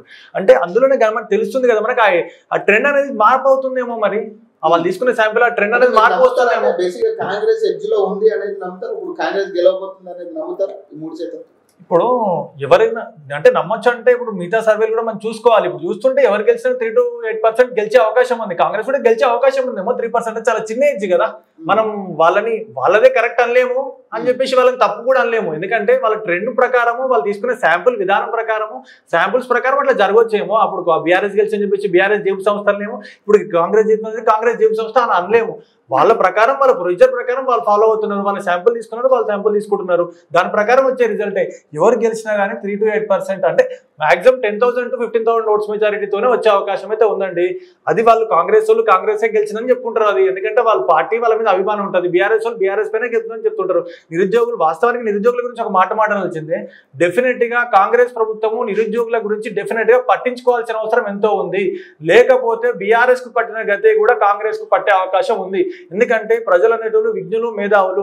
అన్ని జరుగుతున్నటువంటి చర్చలు నిమ్మలంగా విని వాళ్ళు విజ్ఞతతోనే ఓటేసే అవకాశం అది జూబ్లీస్ లో కాదు తెలంగాణ రాష్ట్రం అంతా కూడా చాలా విజ్ఞతతో mirror of public pulse exit poll కూడా ఇప్పుడు రిలీజ్ అయింది.